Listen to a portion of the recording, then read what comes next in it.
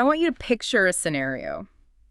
And honestly, I have a feeling this is going to resonate a little too hard for some of you listening today. I think you're probably right. You do everything right. You turn off the Netflix early. You put the phone in the other room so you aren't doom scrolling. You cut the caffeine after lunch, Yeah. all the good habits. Exactly. You get into bed at a decent hour, and you actually sleep. I'm talking a solid 7, maybe even 8 hours of unconsciousness. The holy grail of sleep hygiene. You've ticked every single box. You've done the work. But then the alarm goes off. And instead of feeling like, I don't know, a Disney princess waking up to birds singing, you feel like you've been hit by a freight train. That heavy feeling. Your limbs are heavy, your brain is full of cotton wool, and you are just deeply, profoundly exhausted before your feet even hit the floor. It is the most frustrating feeling in the world. And the immediate reaction for almost everyone is self-blame. You start thinking, what is wrong with me? Am I just lazy? That is the default setting, isn't it? We just internalize it, we question our own work ethic. We do. But today, we are doing a deep dive into a blog post from Asthma Friend that tackles this specific, maddening paradox. The article is called Waking Up Tired with Asthma Even After 8 Hours of Sleep. And right off the bat, I want to double down on what it says. The source actually calls this phenomenon asthma tired all day. Asthma tired all day. Yes, it frames it as a very real physiological state. This is not just stress. This is your body dealing with a massive invisible workload while you are unconscious. So that is our mission for this deep dive. We want to figure out why asthma makes you tired even when you are technically asleep. We're going to look at the biology, what is physically happening inside your chest at 3 in the morning. And crucially, talk about the actionable steps the source provides to fix it, so you can stop feeling like a zombie. Let's get into the mechanics then. The source makes a statement early on that really hooked me. It says, asthma doesn't clock out when you go to sleep. No, in fact, for a lot of people, it works its hardest at night. Why is that? Why does the body struggle more when we're supposed to be resting? It's a cruel irony, really. You're trying to rest, but your body is ramping up. The source highlights a concept that I think is the key to this whole topic. Micro-awakenings. Micro-awakenings. Okay, define that for us. Because if I sleep for 8 hours and I don't remember waking up, did I really wake up? That's the trick. You don't remember them. We aren't talking about, waking up, looking at the clock, going to the bathroom. Right. We're talking about these tiny neurological interruptions. If you have mild nighttime symptoms, maybe a little chest tightness, a cough that's so subtle you don't fully wake up, your brain registers that. It sees it as a threat. A very soft panic button. It nudges you out of deep sleep or REM sleep, the really restorative stages, and pushes you into a lighter stage of sleep. So you're still asleep, technically. Technically, yeah. Getting that high-quality restorative rest, you're just skimming the surface. That explains the brain fog. It's like charging your phone, but the cable keeps wiggling loose every 20 minutes. That is a perfect analogy. You're plugged in, but the connection is faulty. And there's another layer to this, oxygen efficiency. Right, they talked about airways narrowing. But I thought that happened to everyone when they sleep. It does. That's normal. When anyone falls asleep, your muscle tone relaxes, and the airways constrict just a little bit. But if you have asthma... Well, your airways are already dealing with baseline inflammation. You're starting with a smaller pipe, so to speak. Oh. So you add that natural nighttime narrowing on top of existing inflammation, and suddenly the pipe is too small. Oxygen delivery becomes less efficient. And the source says this connects directly to how you feel the next day. It's not just, I'm sleepy, it's physical. Yes, unrefreshed and heavy. That's the phrase it uses. It's that sensation where gravity just feels stronger than it should. Which leads us to the most powerful image in this entire article. It says, waking up like this feels like you've run a marathon without moving an inch. It's so evocative, isn't it? It is, but is it just a metaphor? Or are we physically exerting ourselves that much? It is surprisingly literal. I mean, think about how you are breathing right now. It's passive. You inhale, you exhale. It takes almost zero energy. Right. I'm not thinking about it.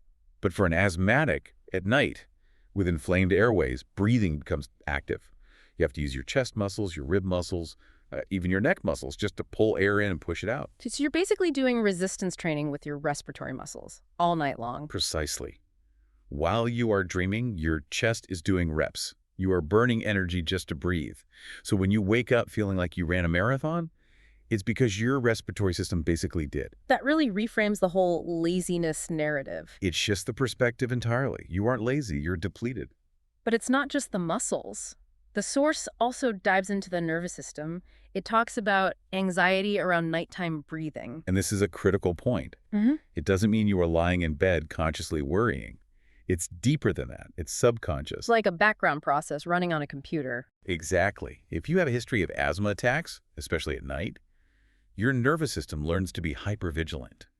It stays on guard. It doesn't trust the body to breathe on autopilot. It perceives sleep as a vulnerable state. So the nervous system keeps you in those lighter stages of sleep as a protective mechanism. It's a survival instinct, but it's exhausting. So we've got the physical marathon, the oxygen deficit, and a nervous system that won't clock out. But the blog also points out that sometimes the villain isn't just the asthma. Right. We have to look at the whole picture. One practical point the source brings up is medication. Which is tricky because obviously we aren't telling people to stop their meds. Absolutely not. They are life-saving. But we do have to acknowledge the side effects. Some of the inhalers can act like stimulants. They can increase your heart rate, make you feel a bit jittery. A bit like having too much coffee. Yes, exactly. If that's peaking right when you're trying to sleep, it's going to interfere. The action isn't to stop, but to review the timing with your doctor. Good advice. Then there's the list of comorbidities, other conditions. The source calls out acid reflux, GERD, and postnasal drip. How do they fit in? They are massive disruptors. Take acid reflux.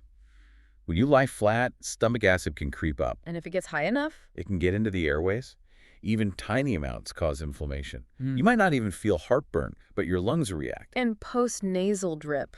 That just sounds annoying. It's deceptive. That mucus droops down the back of your throat, tickles the airways, and triggers a cough reflex. Again, it keeps you in that light, non-restorative sleep. So what you think is just a runny nose could actually be the reason you can't focus the next day. It shows that asthma tired is often a compound issue. It's a stack of problems. Speaking of compound issues, let's talk about the story the source shares, the story of Siddhant. Siddhant's story is so powerful because it's just so relatable. He says, no matter how early I slept or how many hours I stayed in bed, I woke up exhausted. He had brain fog, low energy, but he just assumed this was his life. That normalization of suffering, it's so common. He thought, well, I have asthma, I have a busy job, this is just how it is. He accepted it. Until he forgot what good even feels like. But then, last July, he got some answers. And it wasn't just his asthma. What was it? Sleep apnea, he hadn't even considered it. This is such a crucial point. The lesson here is, not all tiredness in asthma comes from asthma alone. Right. If your asthma seems stable, you aren't wheezing, your numbers are good, but you are still wrecked, you have to look deeper. Exactly. Sleep apnea can act as this second layer, just suffocating your recovery. Yeah. And it often gets missed because everyone just blames the asthma. So Siddhant started using a CPAP machine. And the source is realistic. It wasn't some overnight miracle. Real change rarely is. You have to pay back that sleep debt. But over the weeks, he noticed he was waking up rested. His focus came back. The lesson from his story is just, don't normalize exhaustion. Investigate. Ask the deeper questions. Okay, so let's assume our listener is thinking, okay, you've described my mornings perfectly. I am Siddhant. What do they actually do? Right, solutions. The source has some great practical steps. The first one is to track your patterns. So what are we tracking specifically? The mistake is tracking things separately. You need to merge your sleep log and your asthma log. See the correlation? Connecting the dots. Yes. Note if you had a night cough, but also what you did that evening. Did you have a late, spicy dinner? Then, rate your morning fatigue. You'll start to see cause and effect. And what about the sleep environment? The source calls it environment hygiene. This is a big one. Rigorously cleaning bedding for dust mites is key. But there's another point the source makes that's very relevant, especially in the Indian context. Avoiding fragrances and incense. Oh, that's a good point. Incense is a huge part of daily life for so many people. It is, but we have to look at the biology. Smoke is smoke. To your lungs, it is particulate matter. It causes inflammation. So the bedroom has to be a sanctuary. Keep the air boring. Boring is beautiful for lung health. The source also mentions elevating the head for reflux. Simple mechanical fixes that add up. There's one more critical step from the source that feels like a bit of a tough love moment. Consistency with your preventers. Ah, yes. The preventer inhalers. It's so tempting to skip them when you feel fine, right? It is. But the source makes a profound point here. Skipping preventers often shows up first as fatigue, not as a full-blown attack. Wait, explain that connection. If you skip the preventer, baseline inflammation starts to creep back up. It might not be enough to cause a wheeze yet, but it is enough to narrow the airways and trigger those micro-awakenings. So fatigue is the early warning system. Precisely. If you are feeling tired, check your medication adherence first. That is a huge piece of advice. Now, navigating all of this, it can feel overwhelming and isolating. It is. And that's why the source explicitly invites listeners to join the Asthma Friend community. Right, there's a community aspect. Connecting with others who have the same lived experience is just, it's medicinal. Knowing you're not the only one feeling this way validates everything. I also love a good practical tool. The source mentions a free asthma action plan creator. What does that do? It helps you map out your triggers and your response. The source says, clarity reduces anxiety. Think about that nervous system that's on guard all night. The one sleeping with one eye open. Right. If you have a plan written down, your brain doesn't have to scramble. It can relax. It gives your brain permission to stand down. So as we wrap up this deep dive, if the listener only remembers one thing from this conversation, what should it be? I want to leave him with the closing philosophy for the source, which I think is just beautiful. Fatigue is not weakness. It's feedback. I love that. Fatigue is feedback. Stop beating yourself up. Stop calling yourself lazy. Your body is giving you data. It's telling you that something in the system needs adjustment. And rest isn't a luxury. It's part of the treatment. Absolutely. With the right awareness and the right plan, it is possible to wake up rested. That is a hopeful note to end on. If this deep dive resonated with you, I highly encourage you to go read the full blog on Asthma Friend. And hey, join the community. You don't have to figure this out alone. You are definitely not alone.